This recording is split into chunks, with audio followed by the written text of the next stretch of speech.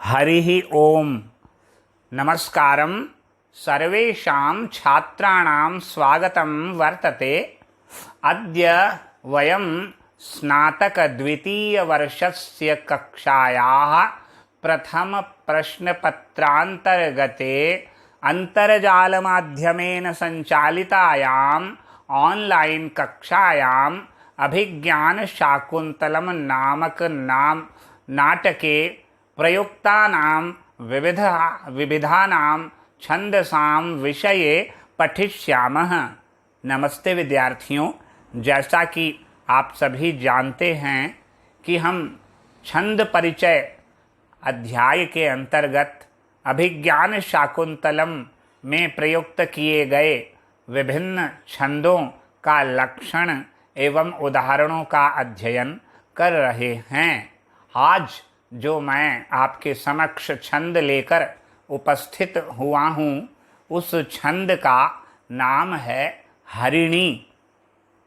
तो सर्वप्रथम मैं आपको हरिणी छंद के विषय में हिंदी भाषा में कतिपय जानकारियाँ प्रदान करूँगा।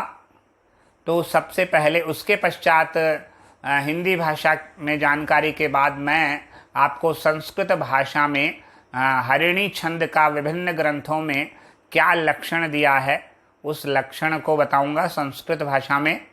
इसके पश्चात अभिज्ञान शाकुंतलम से गृहीत एक श्लोक बताऊंगा जो कि हरिणी छंद में उपनिबद्ध होगा।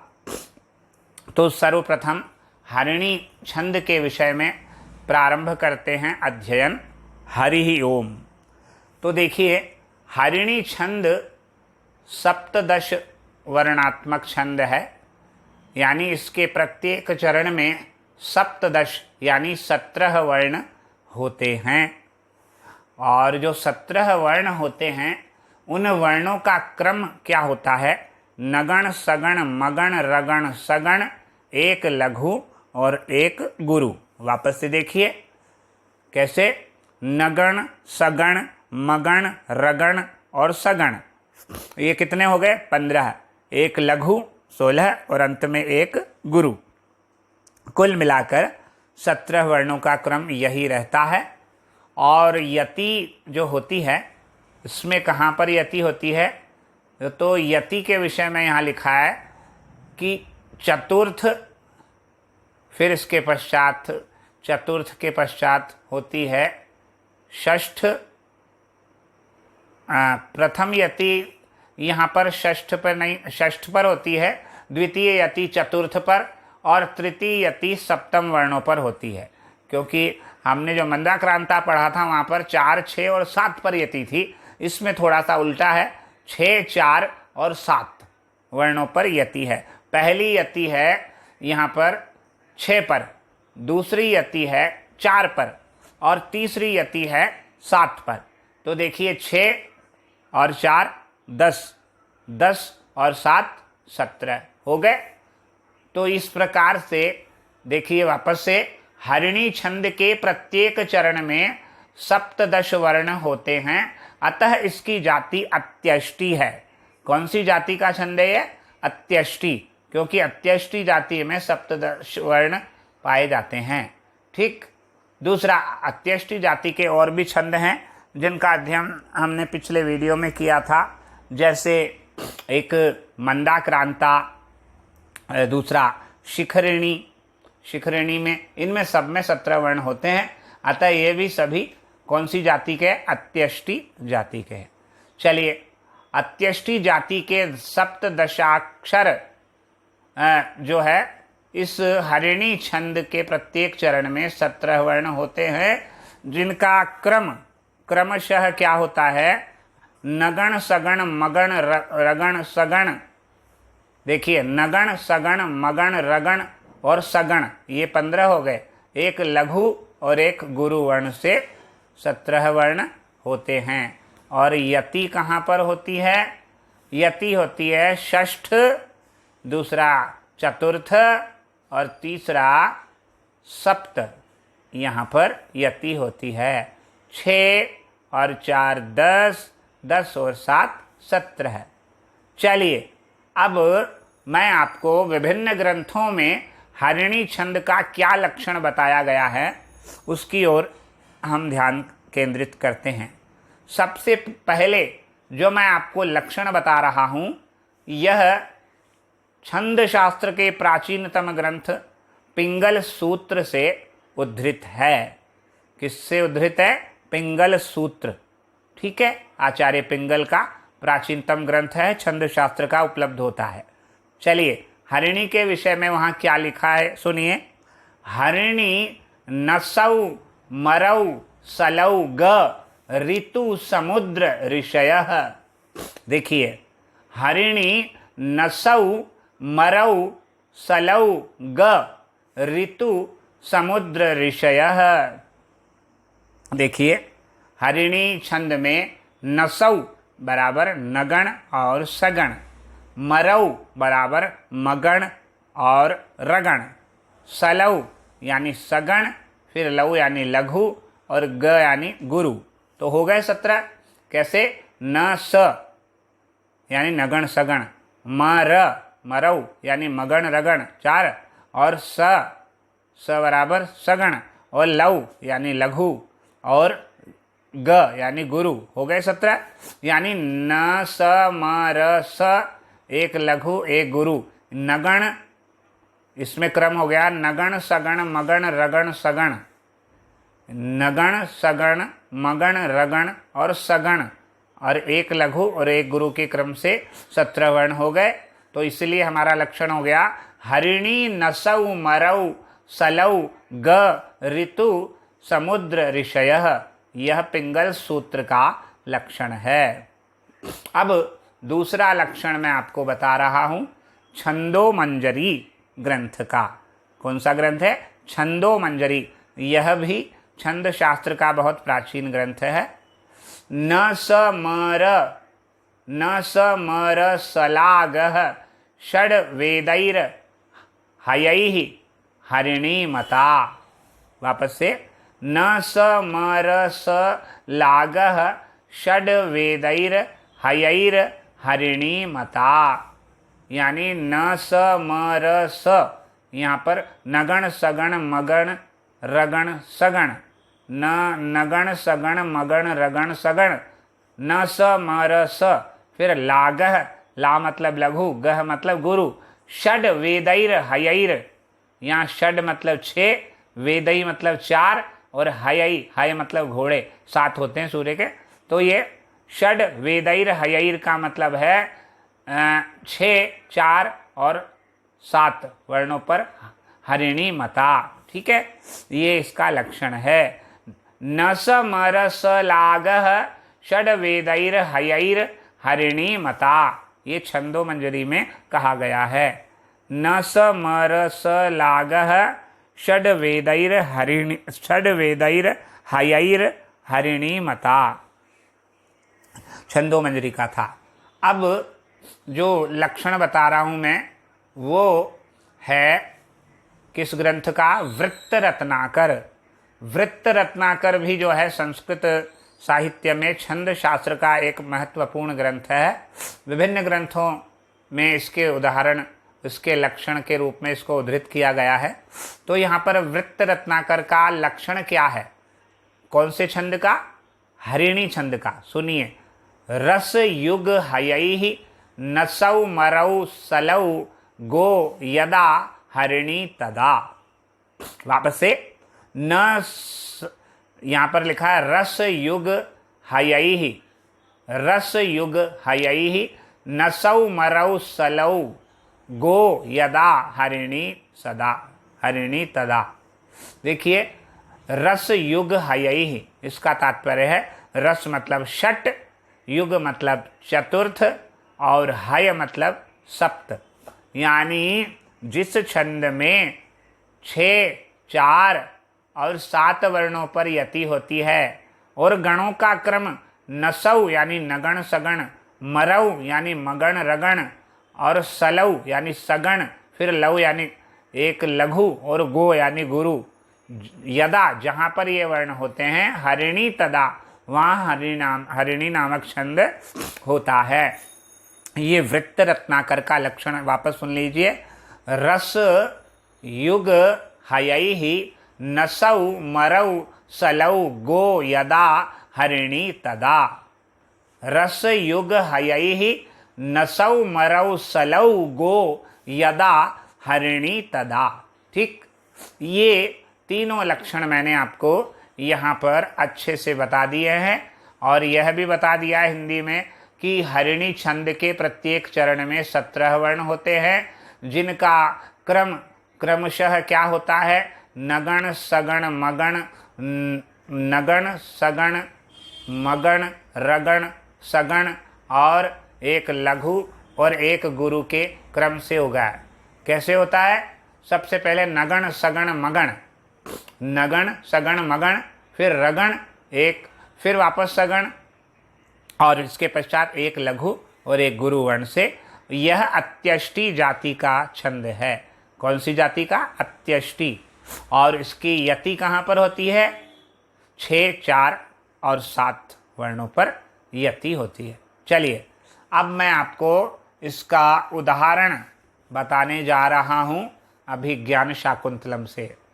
तो मैं जो आपको श्लोक बता रहा हूँ हरिणी छंद का उदाहरण के रूप में, यह अभिज्ञान शाकुंतलम के तृतीय अंक का 10वां श्लोक है।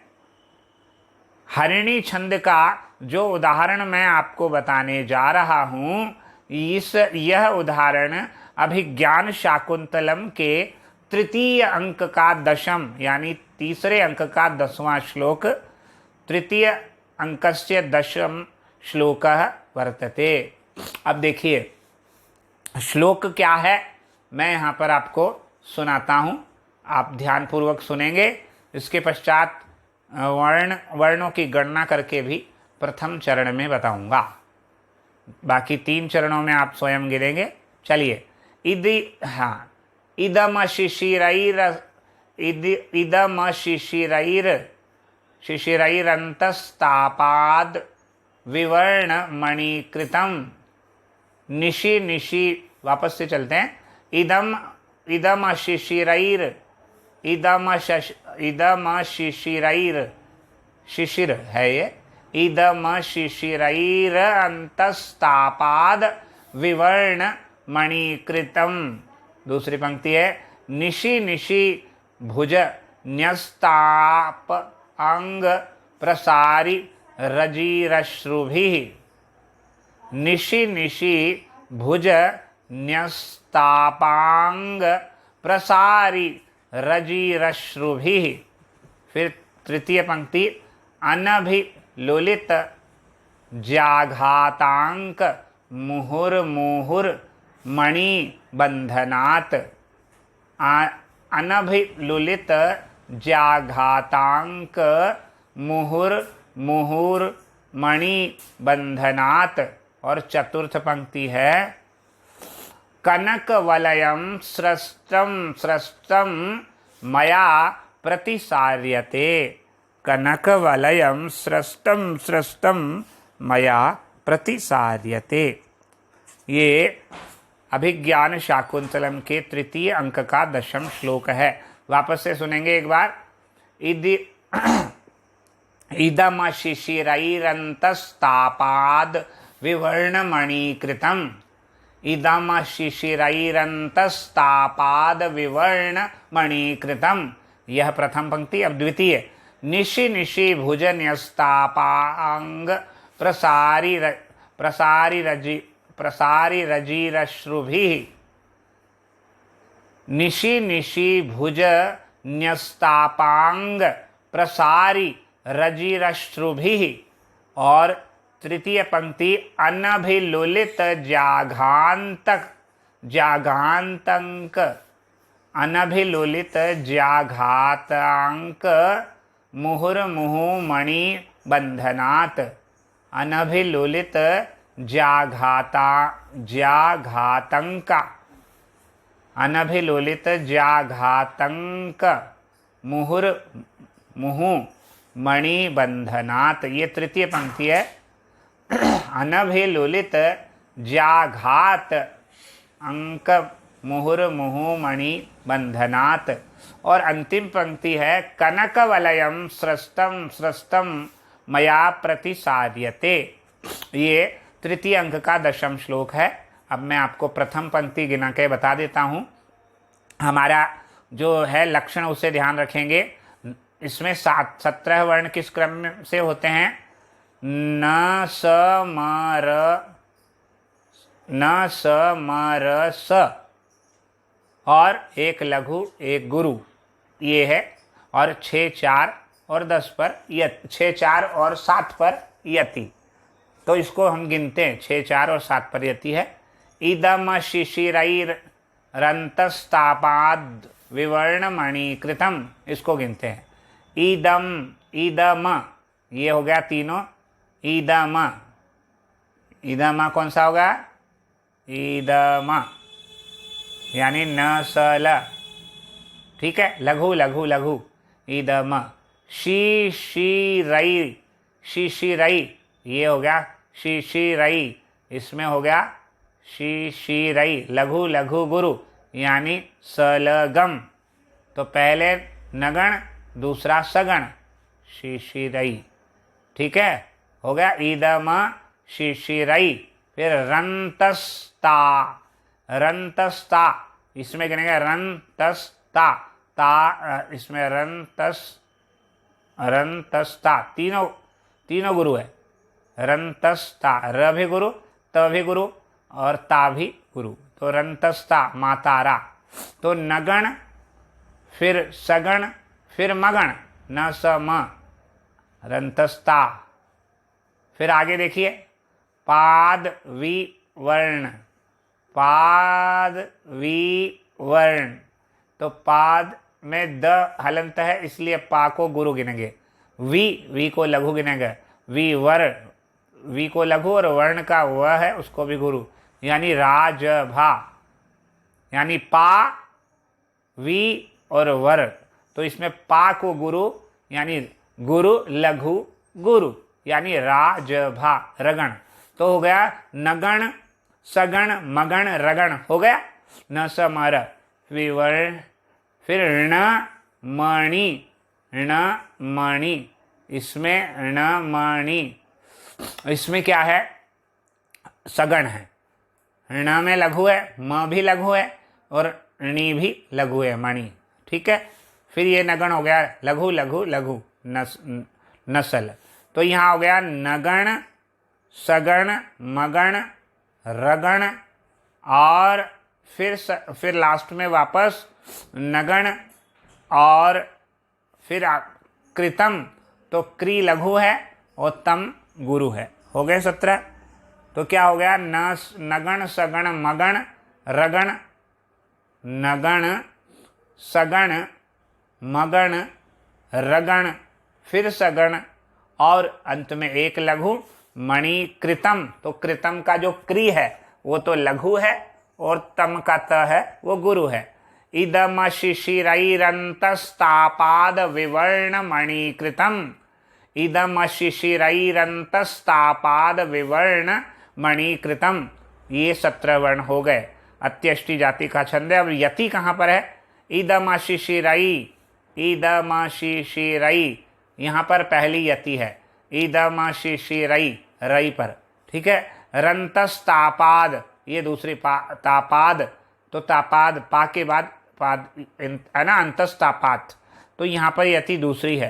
पहली यति 6 वर्णों के बाद है। कहाँ पर है? इदम शिशिरई, इसके बाद फिर अंतस्तापाद, दूसरी यति यहाँ पर, फिर विवर्ण मणिकृतम, ये 7 वर्णों के बाद। तो 6 4 और 7 वर्णों के बाद यति हो गई। तो अब पूरी पंक्ति सुन लीजिए।